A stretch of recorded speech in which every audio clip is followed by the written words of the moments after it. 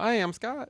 And I'm Michele, and we are the owners of the Main Street Mouse. This is the Main Street Mouse Weekly Podcast, show number 192 for June 30th, 2025. For your safety, remain seated with the doors closed, keeping your hands, arms, feet, and legs inside while the tram is moving. And supervise your children. Welcome, foolish mortals, to the Haunted Mansion. 'Cause this here's the wildest ride in the wilderness! Soar into tower. We are ready for takeoff. Dead men tell no tale. I know not who you are, nor how I came to find you. But may I just say,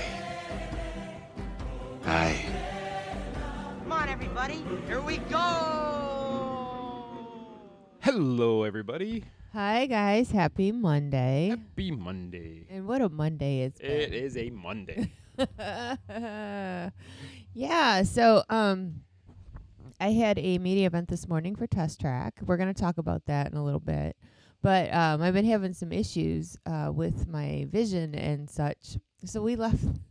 I had to leave the media event, go to the doctors, and then they dilated my eyes, so I couldn't see like all day. And yet here I am doing this podcast. It's a good thing you don't need to see for the podcast. Good thing, right? I have the notes, not you. Good thing. 'Cause it's just so funny because I didn't realize like just messing with your eyes can really throw you for a loop, but evidently it really can. It really can, that's for sure. But I'm here and recording and all that good stuff. We don't want to disappoint, so we're still going to try to put on a good show for you. We will try. There's no promises or guarantees there, but we will try. Or at least on par with usual.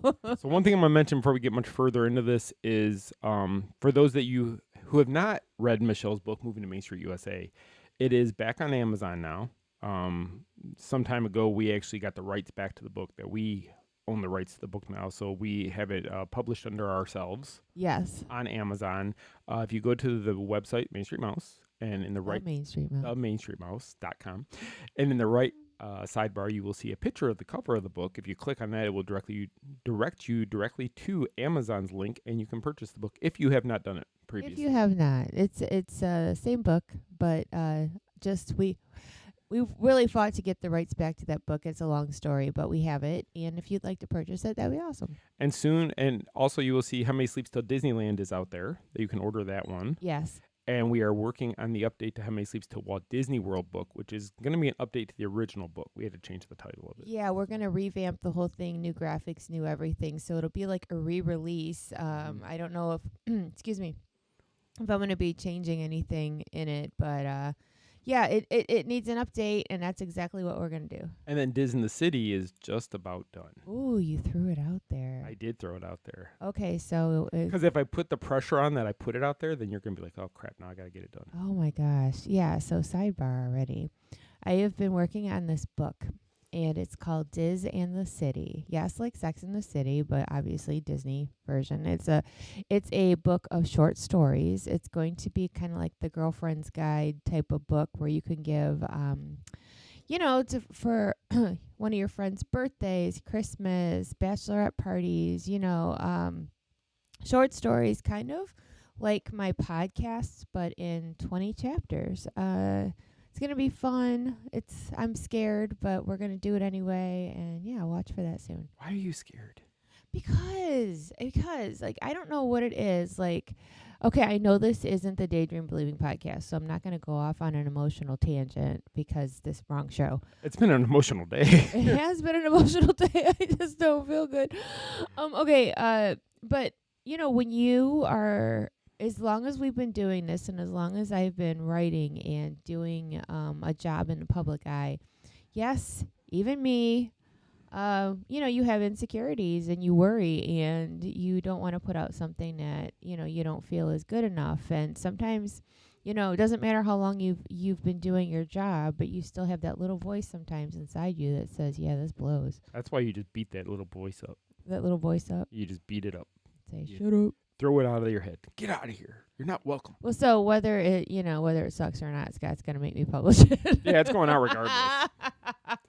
because at this point, it just needs to be published. I know he's tired of dealing with me with it. So I've so many times been like, okay, if you get this done, we can get it out. I get it done, and then like 6 months later, we're still not done. well, no, I read it through yet again yesterday, and I found like a couple more grammatical things, and not many. Like we're talking a comma or a period, and I'm still fretting about the whole thing. So 4 to 5 more years from now, it should be ready to go perfectly. No, it's fine.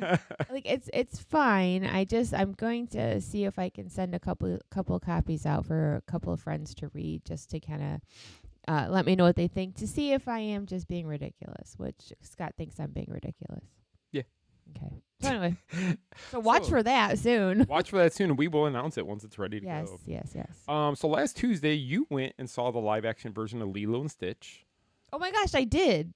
You forgot about that. Because, you know, when you don't feel 100%, like your brain is mush, and my brain is mush a lot. But yes, I did. And so it was a good movie. But for, like, I'm going to sidebar again. So long story short, and I've written about this, so if you followed me for years, you already know that Lilo and Stitch was the first movie that I took Andrew to see when he was a baby. Now, mind you, he was a baby. I mean, he was... Well, never mind. Shush. You know, I remember dressing him up in his little khakis and his button-up shirt because it was like his first little outing. And yes, I did. And he fell asleep on my lap because he was like 1. He really loved that first movie. No, but the thing is that he loved like the opening, you know, all the music from it. He danced, and probably halfway through he fell asleep. So, fast forward to now, he had called me on Sunday and said, "Mom, when are we going to see Lilo and Stitch?" So he actually bought tickets, and we went to see the movie together, and I cried. Because it was like a full circle thing. Like I took him when he was a baby. Now that he's an adult, he took you. Now he took me. Well, tickets were a lot more expensive now than they were when he was a baby. Actually, Tuesday at Cinemark is a good deal. So, yeah, sidebar also, if you want to get a good deal, go to Cinemark on Tuesdays. They have like specials like all day. It's like your 4th sidebar already on the show. I know, right? I'm so sorry. I'll stop doing that. I'm going to try. But anyway, the movie itself was, you know, a similar, I'm sure, I mean, it's been out since May. You probably have already seen it. But as a fan of Lilo and Stitch, I think for the most part, it did it justice. There's a few things about the movie that were different that I didn't care for. But again, I'm not a person of change. Like you don't like anything different. I don't like anything different. Like there was a character missing. There was a point to the whole Ohana plot that kind of fell off a little bit. But yeah, Ohana really doesn't mean family. Unless you want, it does. Unless you want to go off to college and ditch your little sister. But anyway. What are you doing? I dropped something. I was trying to find it. I'm talking, and he's got his flashlight on the floor underneath the table. Okay. Sorry. I was distracted. Sidebar here. My mic stand broke right before we went to air, and I've been trying to fix it, and now I just dropped the piece that I needed to be able to fix it, and now I don't know where it went. Well, can you find it later? I guess I'll have to, won't I? Right. But yeah, so I don't know how I feel in general about live actions. But speaking of, being that this week was Stitch Day on 6/26, right. Disney announced that Lilo and Stitch live action part 2 is in the works. I had that in the notes for later. Okay. Well, maybe do we have to go by your little script every week? If I'm already dishing out info. No, I know. It's just the news article I have set up for later. So yeah. Okay, all right. So we'll talk about it later. No, we can talk about it now. Okay, so yeah, Lilo and Stitch part 2. When's that supposed to come out? It didn't say. So is that going to be part 2? Is it going to be part 2 to the live action or part 2 to the cartoon version? Well, the cartoon version kind of like was forgettable, and I think it went right to like. I don't know if it's Disney Channel or. So there was a live action or a cartoon version. Yeah, kind of. Yeah, but it was like one of those things where, and there was a little TV show for a while. Oh, I didn't know that. But yeah, you know the Pink Stitch Angel, that was a carry on from after the movie. So there were things that happened afterwards, and none of it is anything that sticks out in my memory as fantastic. You may disagree. but so people were excited about it, I guess. Okay. But so many people don't like the live actions, and they said they were going to stop doing them for a while. That's what they said when they canceled they the said. Tangled one. Yeah. But now, all of a sudden, surprise. Now, I don't know if it's because Lilo and Stitch did so well at the box office. Maybe they're capitalizing on that. I don't know. That would be smart to do it that way. I don't know. Makes you wonder, though. Yeah, I'm not in charge. I'm just telling you. I wish I was in charge. Well, I guess we will see once it comes out how Yeah. good it is. It's kind of funny, though. They waited so many years in between the first and the second one. I mean, to continue the story. Yeah, I'm kind of, you know what I'm hoping for? I am hoping for a continuation of the movie that was just out. Oh, to see what happens after Yeah, that. afterwards, because I mean, you see them somewhat living happily ever after, kind of, and just to see how the story, like what happens in their life after that. Okay. I hope that's the route they take, but who knows? They'll probably throw a whole nother story in there. Oh, wouldn't probably, imagine.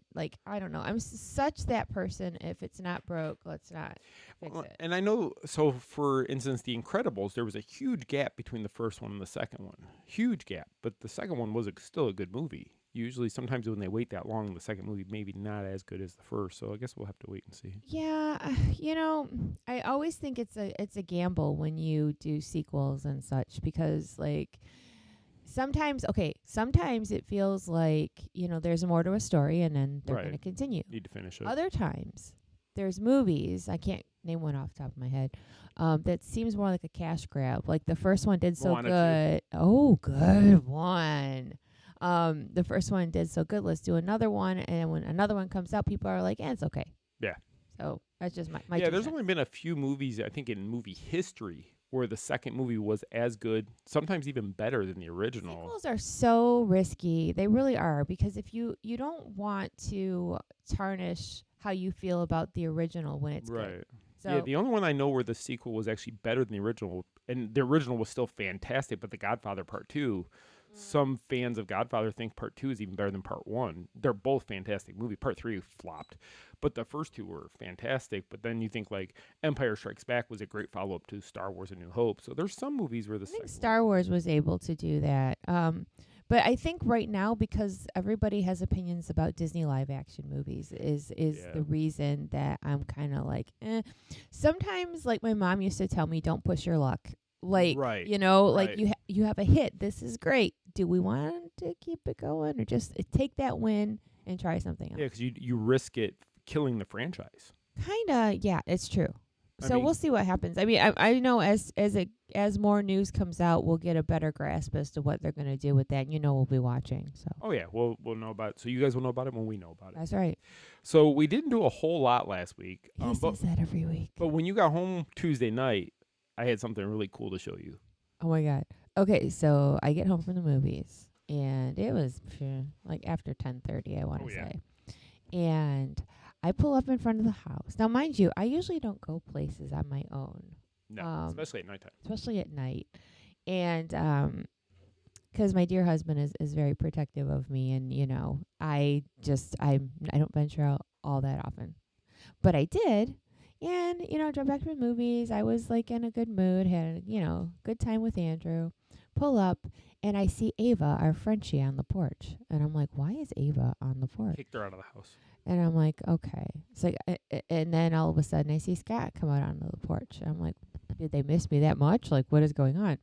So I walk up to the house, and Scott is like, come here, you gotta see this, and he's like jumping around like a kid on Christmas, and I'm like, what is going on? So I go in the house, you guys, and it's dark, and I'm like, what is going on? And over on our dining room table, which that end of the house was dark, was like a black curtain type of thing. Well, Scott had done a 3D print of the the singing busts, from the Haunted Mansion. All five of them. All 5 of them. And he's been working on it for a while. So he painted them and, like a cement color and all that. So I get home, and the singing busts are all lined up on the dining room table with a black curtain behind him. And he's like, wait, you got to see this. Ready? You ready? So, yeah, I'm like, I'm ready. So he hits a button on this machine, and all of a sudden, y'all, it's the exact setup of the one at the Haunted Mansion. They're blinking. They're looking next to each other. The music starts playing, and they're still blink, blink, blink. And then when the song starts, they actually start singing, and it looks exactly like a smaller version of the singing bus. And I was pretty impressed. He had reason to be excited. They came out really, really good. He's had a lot of projects. I'm not going to throw you under the bus, but a lot of projects that you've tried and the printer broke or something went wrong, something failed. This one, it worked. I mean, there's no other way of saying it. It worked, and it worked well. It did. And we watched the loop a couple of times, and it's so funny because like after the song was over, he's like, "Look, they're still blinking. Look, you know." Because you kept looking at it, and you like wouldn't look away. You're like, "Oh my gosh, they can't believe they came. That worked. It worked so well." You were shocked how good it actually. Because did I look. felt like I should be sitting in a doom buggy looking at that because it was seriously the same thing, and we were talking about, like, I think we mentioned last year that Halloween in our neighborhood is quite the to-do because we live right outside of Walt Disney World, and there's, like Disney execs and such that live in our neighborhood. Yep. And they go all out. We're talking larger than life-size decorations, projections, the whole thing. And he's like, I'm going to put these guys outside for Halloween. But actually, well, not those ones. I'm actually going to print larger ones now. Now that I know I can make it work, I'm going to print larger busts. They're just going to take a lot of time to do. It'll take me about 10 days to print them all now. Well, maybe 14 days, 2 weeks to get it all printed and such. But I think it'll look better the bigger they are. Yeah, we'll have to once you are satisfied with it, we'll have to do a little video and put it online because it's very well done. So good job. Thank you. And I took a little video of what we did, and we showed it to a couple friends, and they were all like, "Oh my gosh, it's so awesome." It is really awesome, you guys. He did a really great job. So, yes, there was reason for him and Ava to greet me on the porch. I was so excited. I'm so excited that it worked so well. Oh, my gosh. You should have seen his face. I haven't seen his face that happy in I don't know how long. It was like just that look of achievement. It was pretty cool. That's what it was. It was the achievement. Because the last bus was printing, I was like, why did it look so much bigger than the rest? But come to find out, it was it's supposed to be larger, so it all fit. But anyway, I just wanted to add that little bit. Yeah, it was pretty cool. It was very cool. So on Saturday, we had a media event in the afternoon, morning, noon, 12:30. 12:30. It was a Flavors of Florida media event for the Patina group. So in this case, it was Maria and Enzo's Hideaway, Pizza Ponte, the Edison, and Morimoto, Asia. Correct? Yes. Those were all the restaurants that were involved. That were represented, yes. And so what they took us we first started at Enzo's Hideaway. Yes. And they had stations set up. So they had a station for each of their 4 restaurants that were Enzo's, Pizza Ponte, Enzo's, Maria and Enzo's, and the Edison. And they had a dish from each one of them. Yeah, like a small bite from something. They had cocktails from all of them. They had a cannoli, of course. The only thing is, so, we shoot straight here. It was the way they had the signs up. It was hard to tell which little dish was from which restaurant. Right. Because they all had Enzo's Hideaway on the card. Mm-hmm. And but the only one from Enzo's was which one was it? Oh, it was the bruschetta. Was that the only one? We've had the bruschetta there. Yeah, it's good bruschetta, but it's spicy. Yeah. But yeah, they had little pieces of pizza. They had a little spicy chicken sandwich that they're having at the Edison. Yes, right? which was very good, I thought. Yes. And they had different cocktails. They had like some sort of like a pineapple, like citrus, like gin sort of drink. They had key lime pie, little martinis. Which I don't drink, but I tried a little taste of it. It honestly tasted like you bit into a piece of pie. Yeah, so this, I don't have it off the top of my head right now, but this liquor company was there. Out of Miami. Yes. And they have these different liqueurs that are like various flavors, but key lime was one of them. And what you do is you mix it with vanilla vodka and ice. And they added graham cracker somehow, but not like graham cracker pieces. Just you know what you could do with that? Now that I'm thinking about it, because I need to have cocktail hour Jello at the shot. house. No. if you're gonna make one of those with the key lime pie liqueur and the vanilla vodka, you could crush up graham crackers and do a graham cracker rim Oh yeah, you could do the rim. like they do with salt or sugar. Yeah, you But could. yeah, so That would yeah, work. I'm gonna bookmark that in my brain because that sounds like a good time. You and Holly will love that. Yes, Or, we you would. and- or the Michigan besties when they get here. That might be a Michigan besties thing too, like if we have a little get together. But yeah, we would really love that, and it was delicious, like really good. Yeah, all the food we tried was the bruschetta we've had before. It's Yeah. fantastic at Enzo's Hideaway. The cannoli was from Marie and Enzo's, which Mhm. cannoli's just always good. I Is don't that care the only thing from Maria? That was all they had from Marie and Enzo's. The chicken sandwich was from the Edison, and it's a Right. hot honey chicken sandwich, so it is Right. a little bit on the spicier side, but it was very good. And then the pizza was from Pizza Ponte, and it was a spicier pepperoni on the pizza, but very good. I thought it was fantastic. So we did that. You had the drinks from there. Then they walked us over to Morimoto. Yeah, Asia. which okay, Morimoto. I think that is the most beautiful restaurant. It really is beautiful in there. It is gorgeous, and I walk in there and I throw myself back 20 plus years because mannequins, Pleasure Island, and the reason why it's not like I'm living in the past, which I would love to go back there one night and have a good old time, but their upstairs is still all painted black, Which is where they took us for this event. Yeah, it was upstairs. And it's all black up there. And I remember the bathroom up there because if you've never been to Pleasure Island back in the day, there was an elevator that used to take you to the club. Okay, you'd get into the bottom and you take the elevator up. Right. And the elevator would, open to the upper level. It's the same elevator. It's still there, isn't Yes. it? Yeah. And it was all the walls were black, but there was a bathroom right there, and I remembered the bathroom. But then, you could walk the upper floor, and when you look down, obviously, instead of seeing dinner tables, there was a dance floor that revolved. Right. So when I go in there, it makes me miss the old days. Mm-hmm. But it's just a gorgeous restaurant. I wish we would go there more often, but yeah, it's not cheap. But No. so we went upstairs. And I had my little flashback and I had to tell you about it. Yes. But so they only had, this is the only thing that I didn't understand. So they had all the restaurants in Enzo's Hideaway. Mm-hmm. And then they tell us to go over to Morimoto, which we thought they were going to have different dishes to try. Something similar, like multiple. Yeah. drinks and So, food. y'all, they just had grouper. And they made it fresh. Right? It was sweet and sour grouper. Yeah. So like a sweet and sour chicken, but it was sweet and sour grouper. And they had a mocktail. Yeah. So it was a strikeout double for me because I don't want a mocktail and I will not eat fish.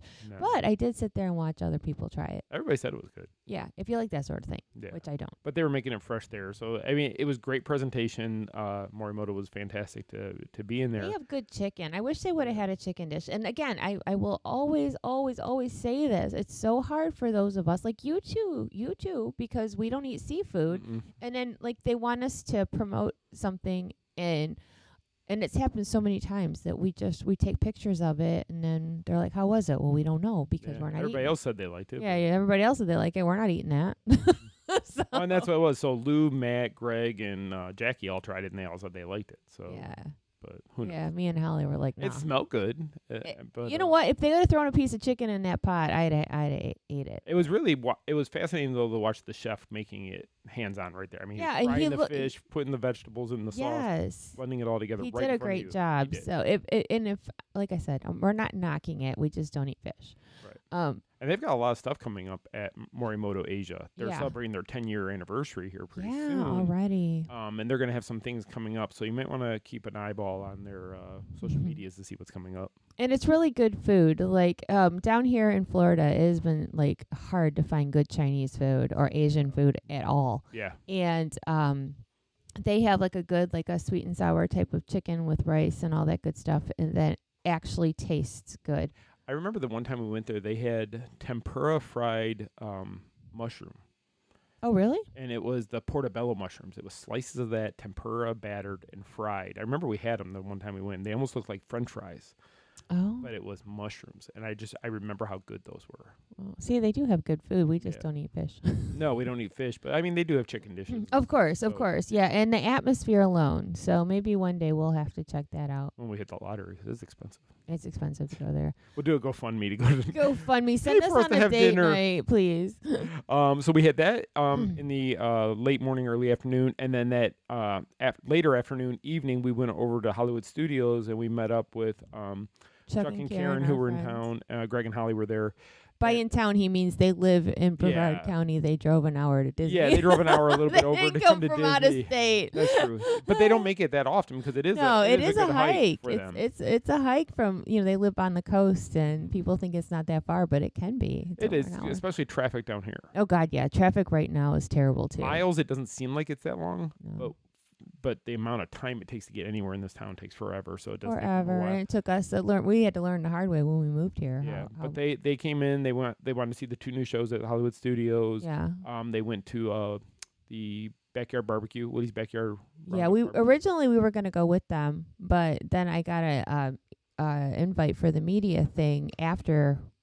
So we said we'll meet you.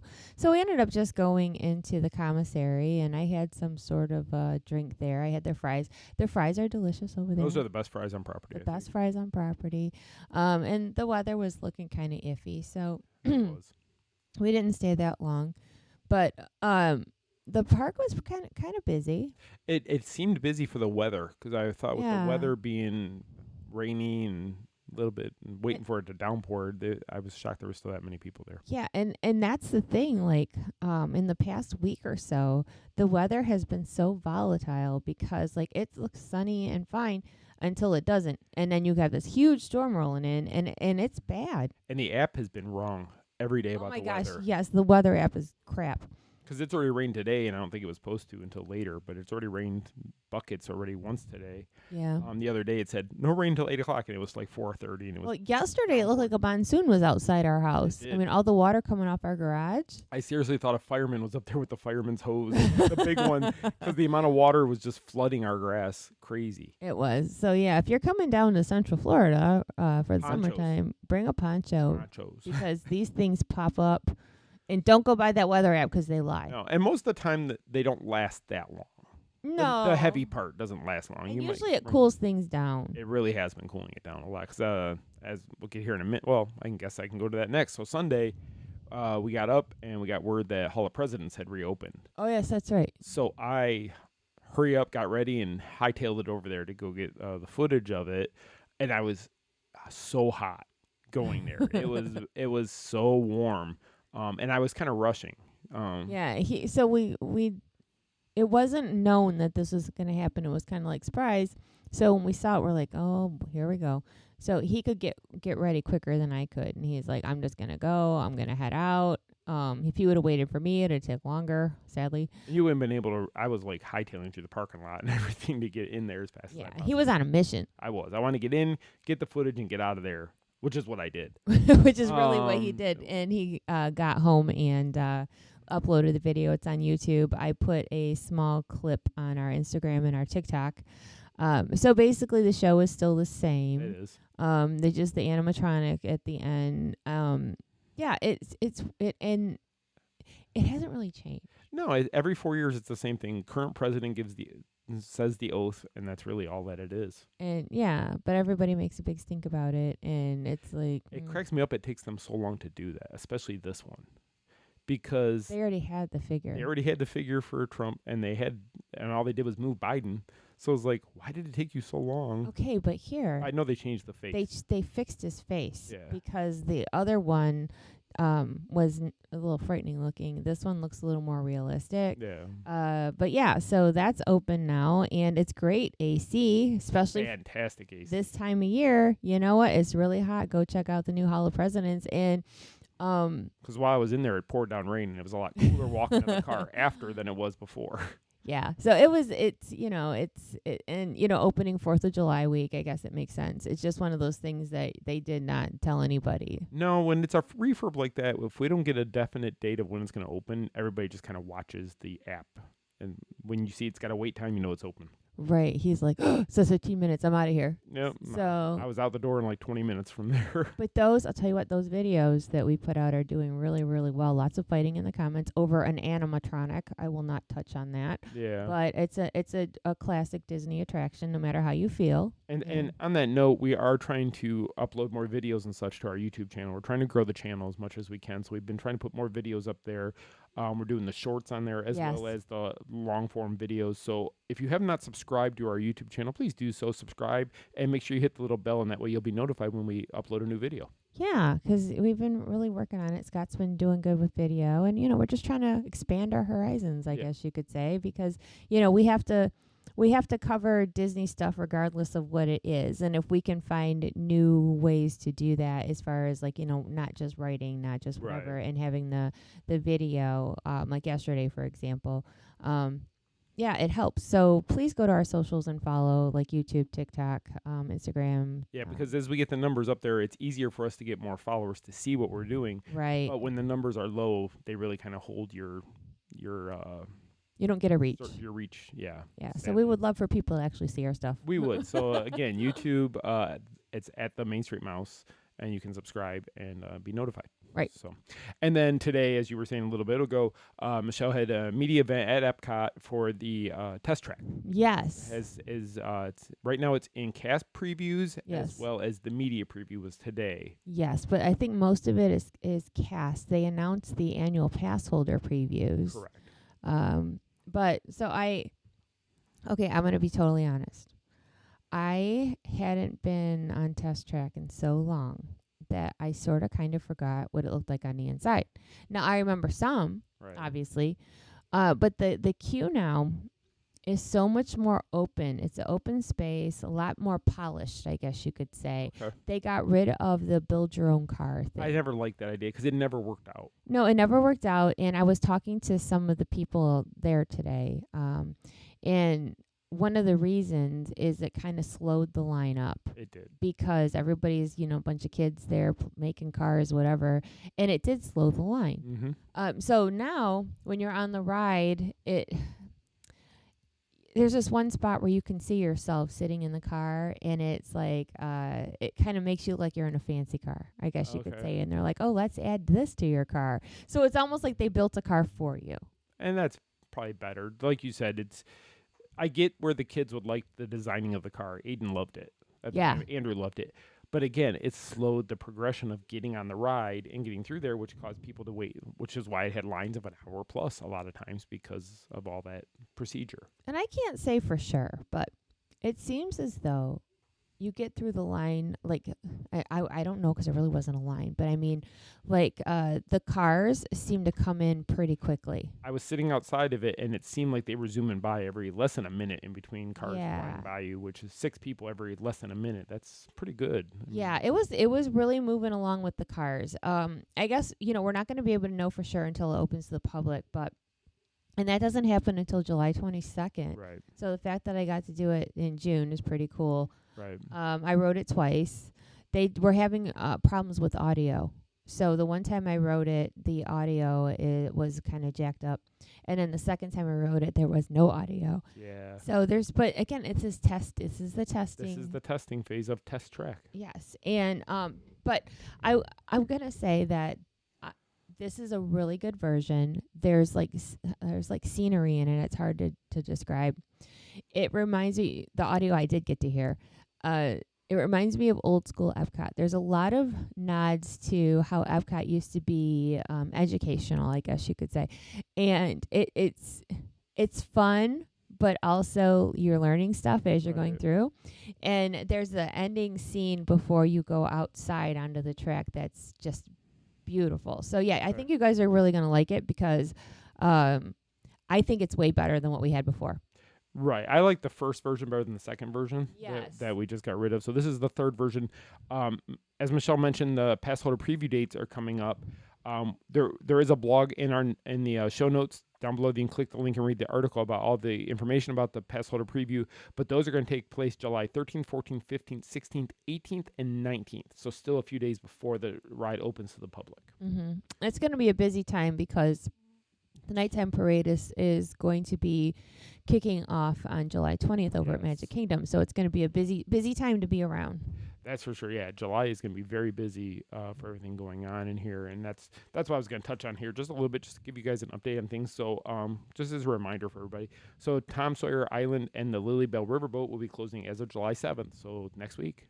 Yeah, so July 6th is your last day to go over to Tom Sawyer which is Island. Sunday. Yeah.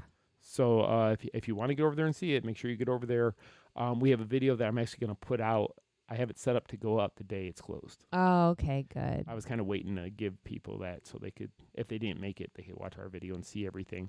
Also, just so you know, the Boneyard at Animal Kingdom is closing on September 2nd. Another one that's closing. Buzz Lightyear Space Ranger Spin Refurb was announced this past week, and that's going to be closing August 4th. Yes. And won't be reopening until 2026. Yes, it's going to be like... I don't know when in 2026.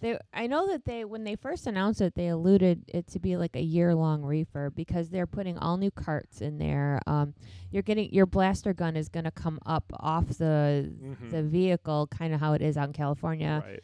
So they're giving it a much needed update, and it's update. going to take some time. And I'm excited for that one because, it's a cute ride, but I can only imagine like how much better it's going to be. Yeah, it'd be interesting to see, especially with technology, how far it's changed since that ride opened. Yeah, I'm So looking it'll be forward to fun. that. So yeah, take your time because I think it's going to be worth it. So also Spaceship Earth was announced. It's going to be going to refurb beginning August 25th. And that's another one we don't know when it's going to reopen exactly. I think they did say early 2026, though, for that one. Is it that long? I thought it was. I could be wrong, but I know in 2019 at D23, they announced a major refurb, a major overhaul of Spaceship Earth. This is not that. No. This is just a refurb, standard maintenance refurb to go through, clean it all up, refresh paint and stuff like that.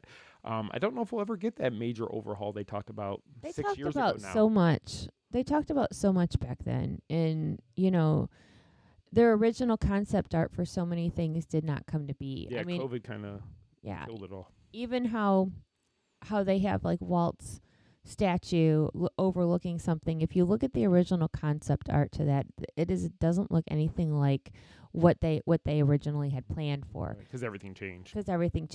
And so I guess we'll see what happens, but they had huge plans. Oh my God, they had a huge plan for Spaceship Earth. Mary Poppins was going to take over the UK, which I really wish they would still do that one. I know there's construction going on in all the other parks right now, so I get that they're not touching Epcot right now because they just had their major overhaul of Future World. But people were excited about a Mary Poppins ride. They really were, and I think that is something they could still do. They could design that whole back UK area to look like that. Back there. I mean, but I guess maybe one day they'll revive that because I think it was a good idea. Yeah, I think it was too, and I think a lot of people would love it. And I think a Spaceship Earth update, update like that to update it all would be great. It would be. I mean, you can keep. But here's the thing. Okay. There's so many people that are upset about changes, especially over at Magic Kingdom, because it's such a huge change that is happening. Maybe they don't want to shock people too much to where, like, if we jack up, Spaceship Earth too, then people are really going to be upset. So that brings up a question then. Do you think that people get more upset about the Magic Kingdom because... Not that Walt ever saw it, but Walt had a lot of insight in putting together the Magic Kingdom before he passed. And that is like the nostalgia of this was a park that Walt worked on. And granted, he had the ideas for Epcot, but Epcot is nowhere near what his ideas were. Oh, God, no, that's not the same either. But I think Magic Kingdom is similar to what Walt's vision was for it because it is so similar to the one out in California. Yeah. Except for ours, there's a difference because our kingdom, they're changing. Yes. They're not. Look at like when they got rid of 20,000 Leagues Under the Sea, when they got rid of Snow White, Scary Adventures, Mr. Toad, all that stuff. I mean, so all the classics in that area have completely changed when they did New Fantasyland. But like out at Disneyland, they are preserving the old-fashioned nostalgia. Yeah, it's almost like here they're allowing you to get rid of some of that nostalgia because this is more of a tourist park. Yeah. Where that's locals, that's people who grew up on it out there more so. People grew up on it here, but it's still considered more of a touristy park than out there's locals and the diehards. Oh, for sure. Disneyland. But I think that's why people get so torn up more about the Magic Kingdom than Epcot, Animal Kingdom, or Hollywood Studios, because that was the first one. Yeah, and it's always okay. So if we're being honest, there's always outrage when Always. something is going to close. Even if it's something that stinks. Yeah, even if it's something that nobody really gave a crap about until they're getting ready to close. Which is a good point, because guess what?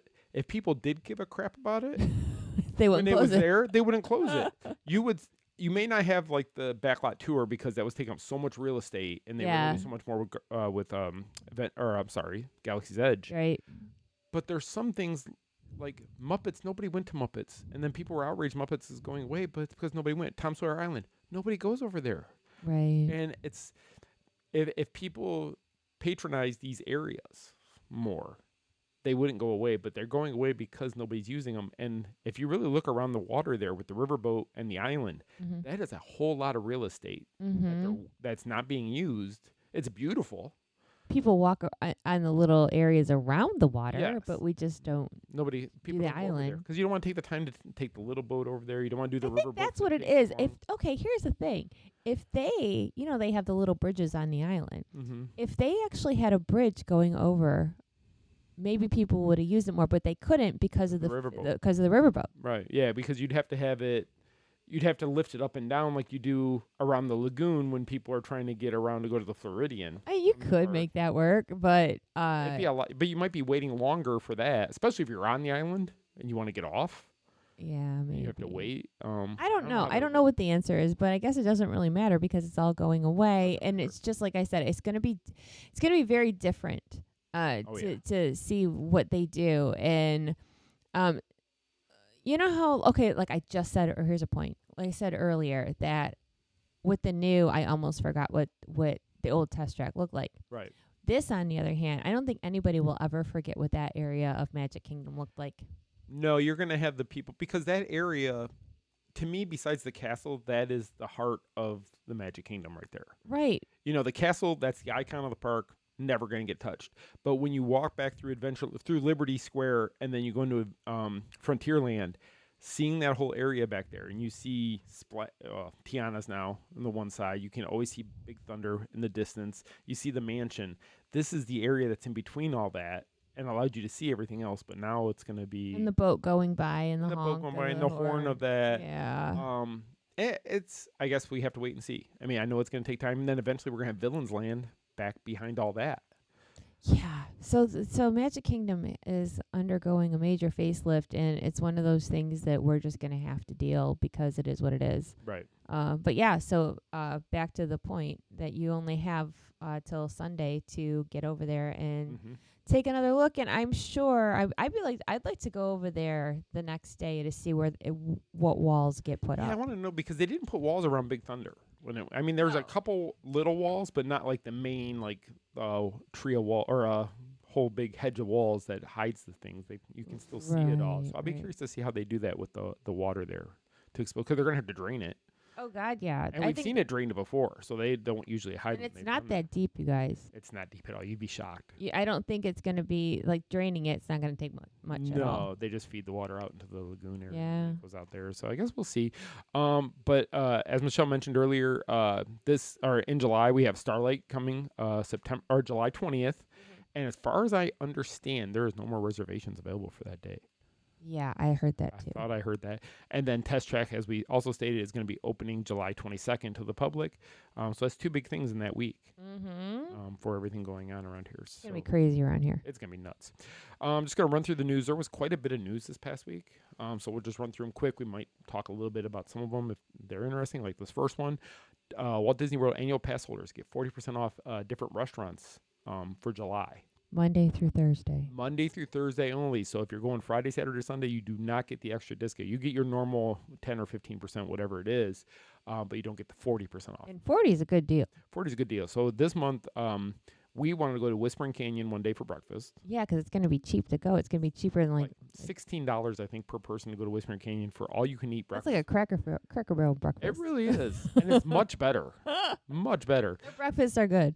Ale and Compass is another one on there. We definitely want to go check that one out. Maybe we'll be having breakfast here. We're going to be having some breakfast this month. So, yeah, you might want to, there's, I think, 5 restaurants total. So if you click on the show notes and the link to that, you can read about which all the restaurants are. Disney celebrated 55 years of the Walt Disney Archive. They had a big thing go on with that. Lowe's dropped some Halloween decor featuring Stitch and more. They put out there, and they've got some great stuff. They have some great stuff. It's going to go quick, though. So if you want it, do not wait, because if you wait, you won't get it. You will not get it, or you'll have to get it off of eBay, and people price triple. Yeah, for sure. So we had a lot of announcements for HHN last week. It was their week to announce houses. I think they announced 4 houses total.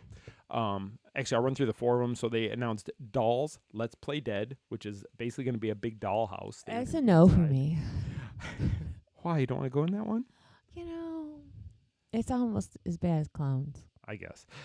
They announced Grave of Flesh. Ugh, nope. This would be another scary one. Okay, yeah, zombies. I don't do that one either.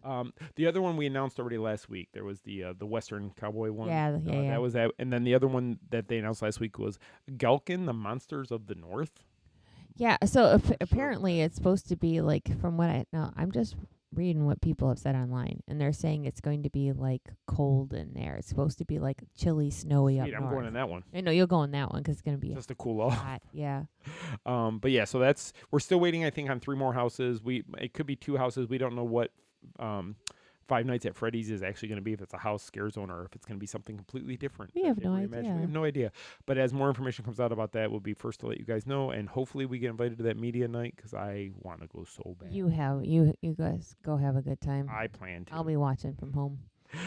We put out a blog about planning the perfect 2025 Disney After Hours night. So we give you tips and dates for those events. A new trailer dropped for the Fantastic Four First Steps, and this is the final trailer before the movie comes out in July.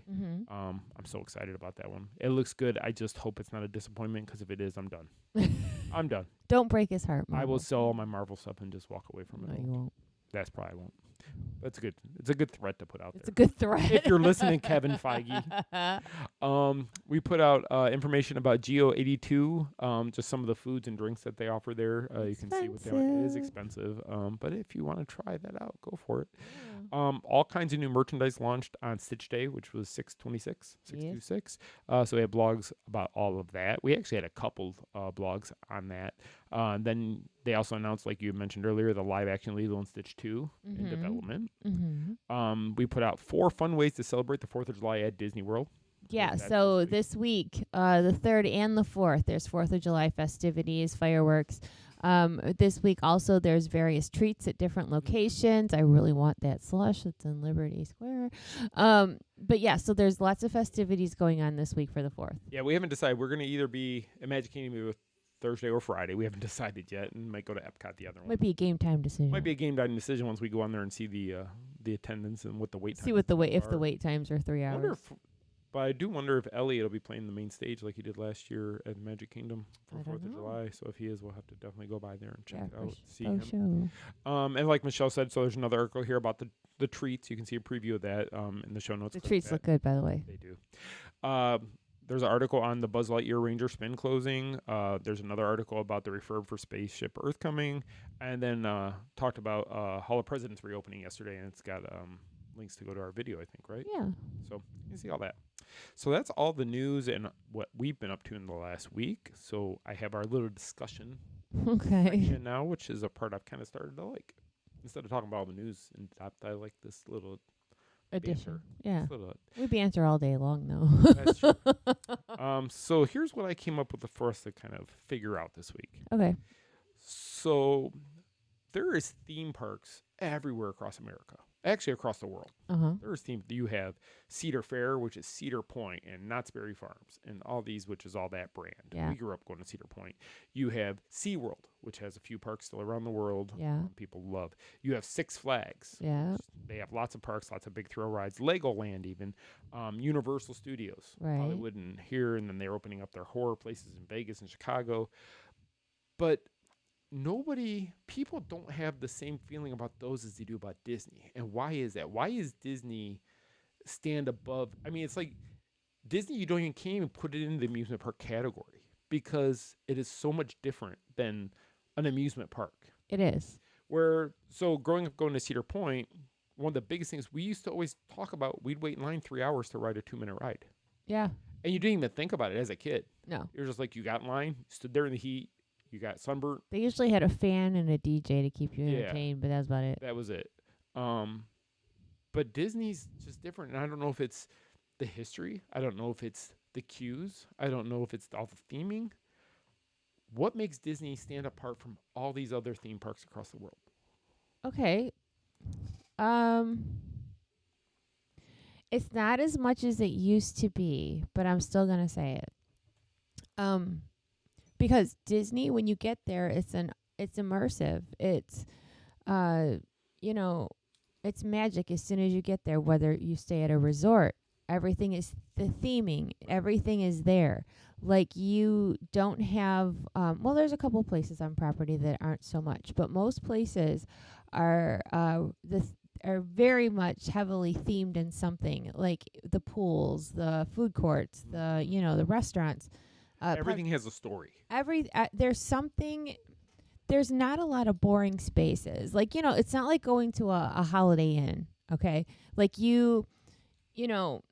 let's take Art of Animation, for example.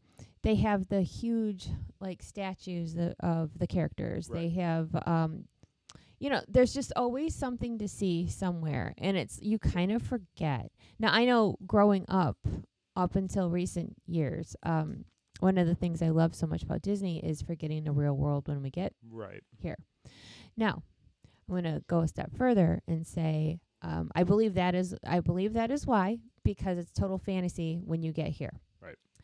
However, because Disney pushes you so much to use your cell phone with the lightning lane and all that crap. Yes. People are on their phones. Right. And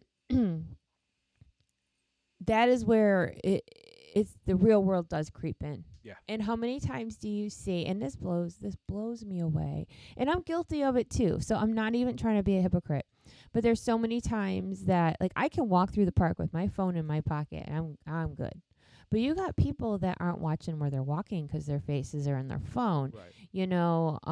You have people that there's so much to see, but they're sitting there on their phones, and it's like you are at the most magical place on earth, but I'm gonna see what's going on over on Instagram. Right. The detach isn't. People just can't seem to detach themselves from the real world these days. So do you understand what I'm saying? Yeah, you have the real world in your pocket on your phone. You do. And where it used to be when you didn't have phones, when nobody had a phone on their side, and you had the old cameras that were 35 millimeter, and you had to take your film in to get it developed after you were all said and done with the film, you had no way to connect to the outside world. You don't see newspaper stands at Disney. You don't, if you got back to your resort and you watched TV at night before you maybe went to bed, you could maybe catch up on the news. But you kind of separated yourself from the real world while you were there. Because then that's what Walt wanted. He wanted you to come in there and not see the real world. It was supposed to be an escape. It was an escape. And not so much anymore. Not so much anymore. And I think that's sad, but I still think Disney still steps above the other ones. Oh, yeah. Just because, and I remember the time when we took your dad there after we moved here, and we got your dad to go back to the Magic Kingdom, and your dad was the mouse park and not going to be happy, and I don't want to stand in line all day and all blah, blah, blah. It's crowded, it's hot. And when we took him through there and we played tour guide, and we loved it. We explained to him Main Street USA and what it actually means and what the windows mean all the way up and down the street. He loved the queue for Pirates of the Caribbean. He thought that was he's like, wow, this is impressive. This is really impressive. And it adds to the whole thought of the ride. So while you're going through there and you're seeing all this stuff and you're walking through the caverns of a pirate area, it then looks you get on real. the ride, it's just you become a part of that. You do Right. it in your imagination, which is, I think people forget too much nowadays. People forget to have an imagination. And I don't know if that's because society makes fun of people for having an imagination. I don't know if it's because people live in the real world, but then we're doing the exact opposite of what we just said. We're telling people to go there and be a child and live your dreams in your head, and then we're saying, "Oh, here's the real world." We'll look Well, at it. and here's a good point, because I think about this sometimes. I don't know. With the other day, I have all these anxiety moments, and I think about way too much. And I stopped and I looked down at my phone, and I thought to myself, all my anxiety and worry is in that little device. It is. If I don't open it, then I don't see who's saying what about who, Right. what bad news is out there, what entertainment news that is just irritating or whatever. Different things, like that's a source of aggravation. It is. And Fully. it's like, I think some people, like, not to sound like, a 100-year-old woman here, but we need to scale back on that and not push forward. And that's what always annoyed me about Disney doing with MDE. And, especially, like, let us plan your day and all this. It's like, come on. Like, the old way was better. And I know that technology changes and we have to roll with the times, but I'm firmly against what they did with Disney. Yeah, I'm being a tech guy. I've said it many a times that the internet, social media, all that is both the greatest and the worst inventions in the history of the world. Oh, absolutely. Because they've given us everything at the palm of our hand that we can find out anything. You don't have to wait till the 6 o'clock news to find out what's going on in the world. You don't have to wait till the newspaper the next morning to see what happened overnight while you were asleep. You don't have to find that friend you went to high school with that you haven't talked to in 25 years because you want to see what they're up to. You couldn't do that then. No. But now, at the touch of just typing in your code or scanning your face and your phone opens up and you have access to the entire world right there. And it's taken... When we grew up in the generation where you went outside and you played till the streetlights came on. Mm-hmm. You rode your bikes. Mm-hmm. You did all this. We wanted to play video games with our friends. We had to go to their house or they had to come to our house. Yeah. And sometimes they'd bring their games or they'd bring their system. Or we'd have sleepovers if we were going to play late at night. Right. Nowadays, kids don't leave the house to play games with their friends because they can do it from their bedroom. Right. No socialization at all. No socialization. It's gone. Virtual school is such a big thing now. So many kids do virtual school. And I feel like as time goes on, we're going to get further and further away from the personal interactions that we have. We were social because we had to be social. That's the only way you could survive. But nowadays, you don't have to be physically social. No, you don't have to. I talked to them on TikTok. I talked to them on Instagram. I said hi to them on Facebook. I sent them a text to see what they were up to today. Nobody answers their phone and talks to it. I mean, I'm guilty of that. Oh, me too. We all are. Nobody wants to talk to somebody on the phone, but you'll text them in a heartbeat. You will send them a book-long message about what's going on. I hate the phone. Yeah. And I used to love the phone. You used to love it. When I was a kid, I couldn't, especially a teenager. Oh, my gosh. Oh, yeah. Like, let me talk for 2 hours to one of my friends on the phone. Or, even past that. I think working in an office kind of soured me to answering phones all the time. 100% agree. But yeah, like, I don't have to, like, call my parents, let's say, to see what's going on. I can just go look, even though I do talk to my parents on the phone. But your dad has told you that's how they keep track of what we're up to is he watches our social media. Yeah, he said that Facebook has helped him when we moved because he doesn't feel as far away from me because he can see. And I would purposely, for the longest time, I don't do it as much now, but I would put our day-to-day on Facebook, like if we went someplace, took pictures of the boys, whatever, so that family back home could see us and follow along with what we're doing. But now, the more time goes on, my views are changing. And I just wish it was a little different. And I know we got way off the topic, but I wish Disney wouldn't push the online stuff so much because I think people are missing out. Like, there's so much to see at Disney, and Disney they did offer that immersive thing. They did offer, you hit the sign, the Walt Disney World sign. Real world shouldn't exist, but it does. Which you can do that on a cruise ship still. Oh, heck yeah, you can. If you do not pay for the internet package on a cruise ship, because you have to pay for no cruise ship that I know of offhand gives you free internet. At least not any we've been on. Not that we've been on. And if you don't pay for that package, the only information you get is what happens on that ship. Right. That now talk about disconnect. But I know, so like when we've covered media cruises, But we still work. we still work. So we kind of have to. But I find myself not scrolling. I'm not doom scrolling because like I don't have to be. Right. So maybe there just has to be balance. But I do think that Disney had to go back to what we were originally talking about.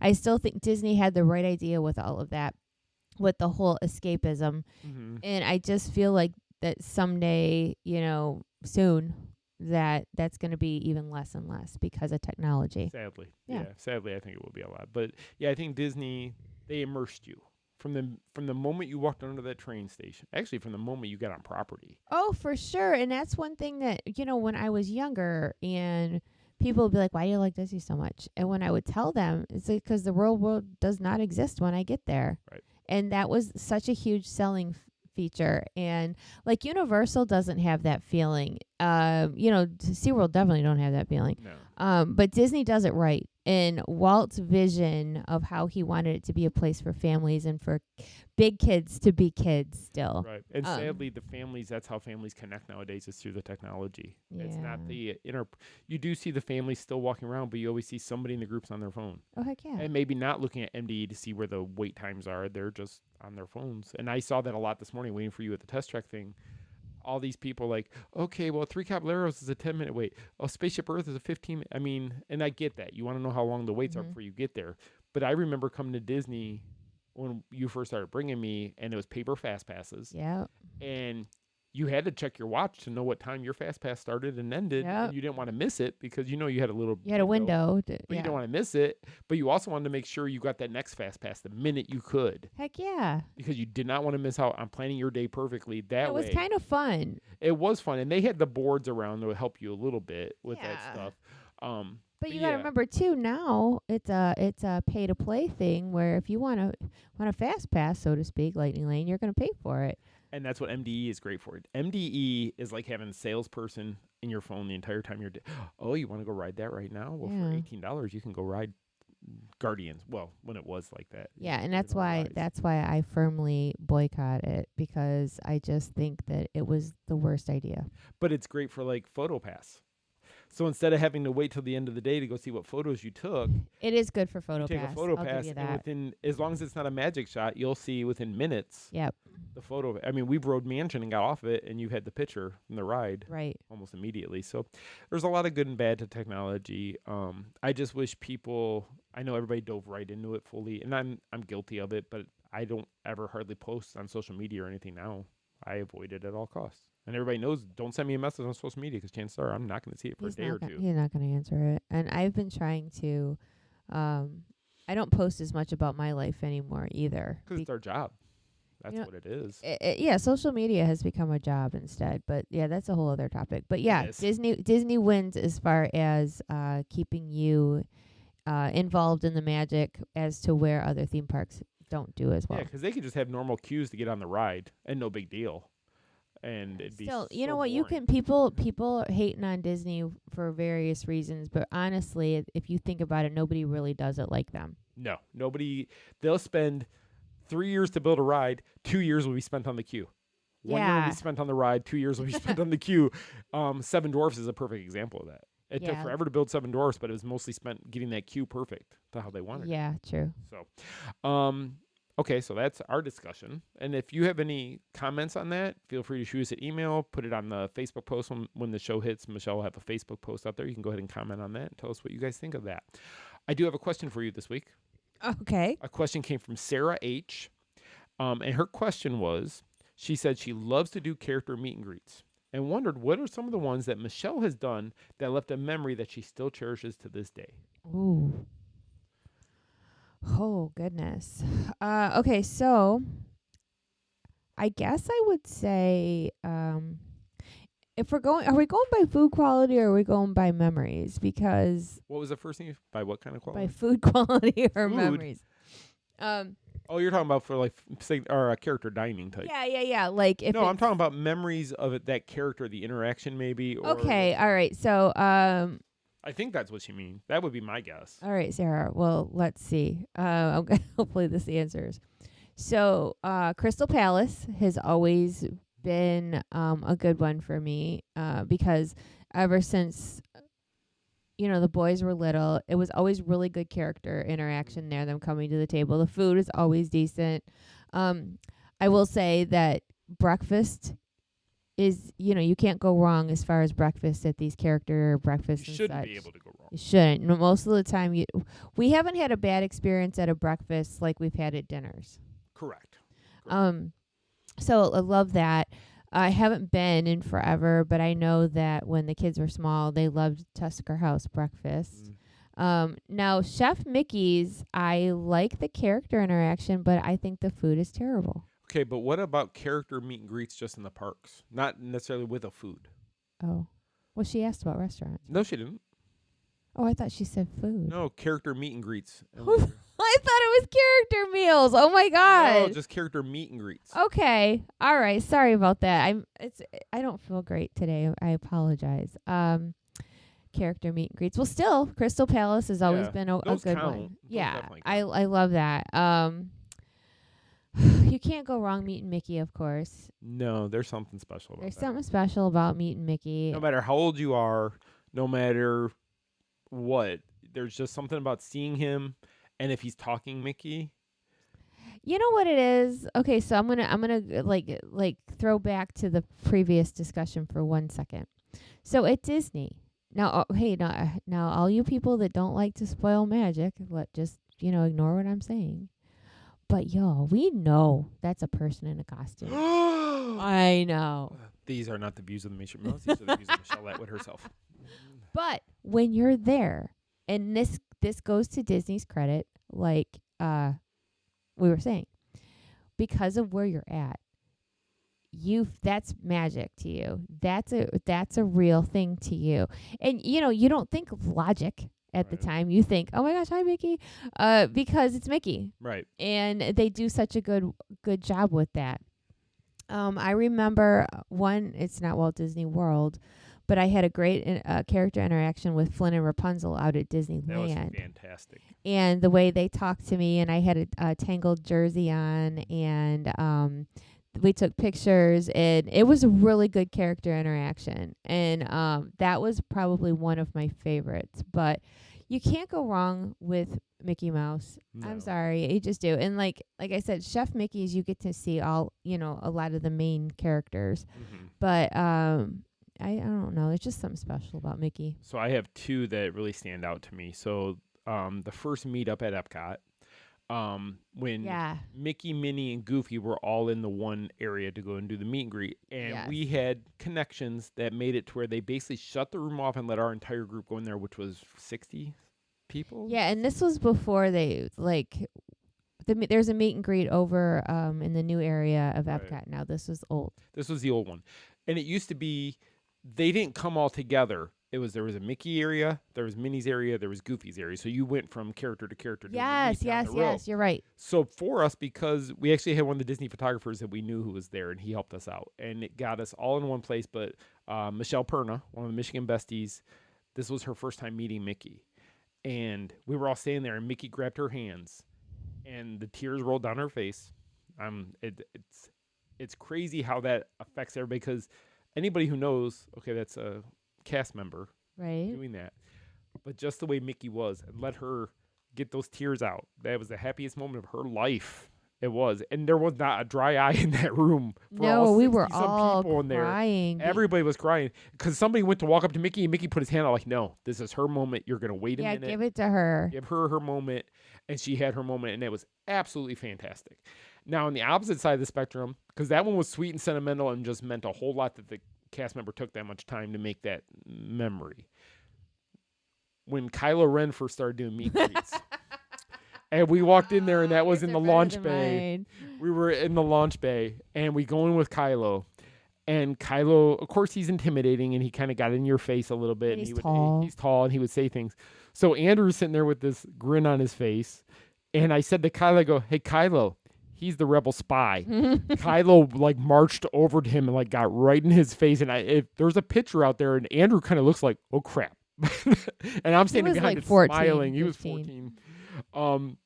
But it was just such a good because Kylo actually heard me say it, and it was like, okay, we're gonna have to get rid of And you. in the picture, I'm hiding behind him. I'm hiding behind my child because he was scary. It was one of the best interactions I think we've ever had because it was just Kylo helped make that just such a good memory for us. It's such a funny memory. It was, and this is when he first started meeting guests. Yeah, Force Awakens had just come out, or was just getting ready to come out. I think it just had come out.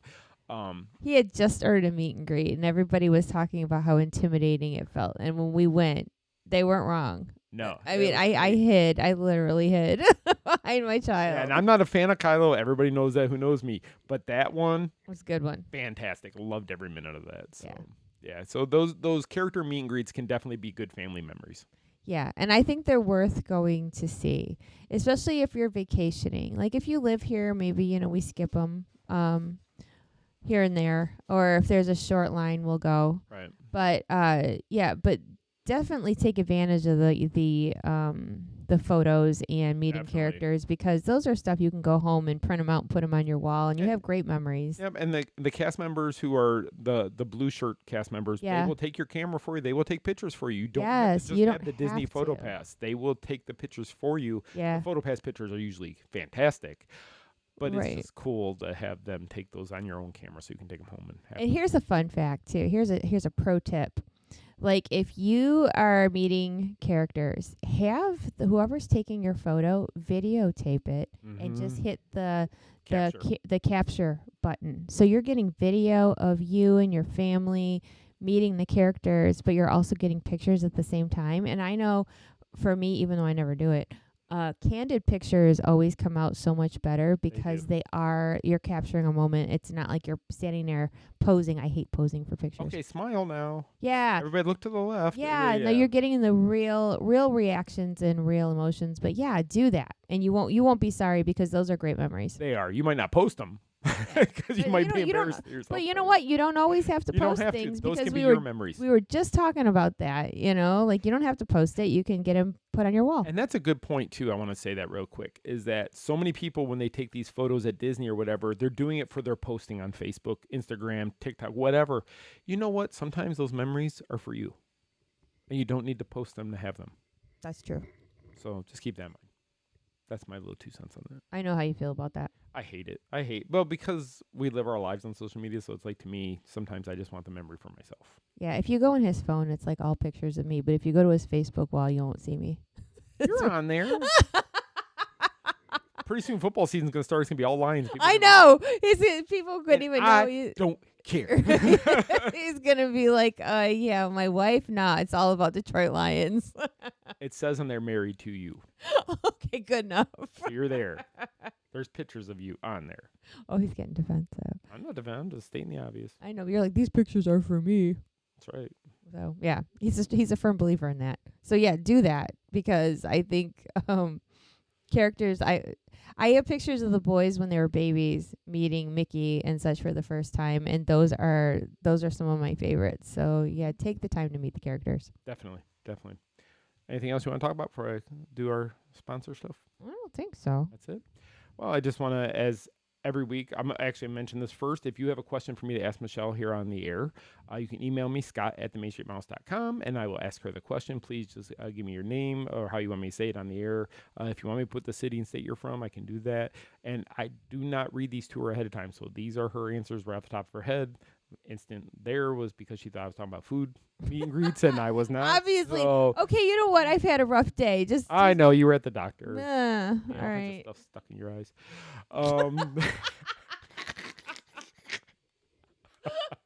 I'm tired. Sorry, people. Me too. Oh my Okay, God. and Michele's Daydream Believing podcast comes out every Thursday evening. If you have a comment, question, or a show idea for Michele, you can email her at michele@themainstreetmouse.com and give her that information, and she will probably talk about it on the air or ask your question on the air or give you your feedback, or even if you give her a show idea, she would go with that and talk about it. TMSM sponsors, I just want to mention MEI Mouse Fan Travel, our official travel partner of the Main Street Mouse. They've been with us for so long now, and they will take care of you. I promise if you contact them, they will help you plan the perfect vacation. for whatever you're doing. If it's Disney, if it's Royal Caribbean Cruise, if it's anything, they will help you out with it. Just go to our website, any of their banners, click on it. You'll be taken to a small form, fill that out, and one of their travel advisors will contact you back. And it's best part, completely free to you, but it benefits the Main Street Mouse by you using their services. So we appreciate that. Also, I want to mention official stroller and scooter partner, Kingdom Strollers. They will help you with the rental of either a stroller, scooter, or they do have some other items on their website you can go explore. They will drop off the item to you wherever you're staying. They will pick it up at the end of your trip. Very easy for you, very seamless. And just let them know you heard about them on the Main Street Mouse. That way they know where the traffic's coming from. And again, by using their services, you help us out, and we appreciate that so much. That's all I have to say this week. So I'm going to let Michele close out the show. Guys, thank you so much for listening. Okay, so it is 4th of July week, and if you are in the States and if you are celebrating, I just want to wish you a happy 4th of July, and to remind you all to be very safe, very careful, have a good time, but also, be cautious because accidents happen. That's the mother in me. I can't help it, so I'm just telling you all to, I care about you. Be safe, and have a wonderful holiday, and until next week. Have a wonderful, magical, fantastic, and safe week ahead, and we'll see you real soon. Our trip around the Magic Kingdom is almost complete. I can't thank you enough for spending part of your day with me. And I hope you've enjoyed your journey as much as I've appreciated being a part of it. Ladies and gentlemen, please gather your belongings, watch your head and step as you exit, and take small children by the hand. On behalf of our entire flight crew, thanks for soaring with us. Now I will raise the safety bar, and a ghost will follow you home. Some imagination, huh?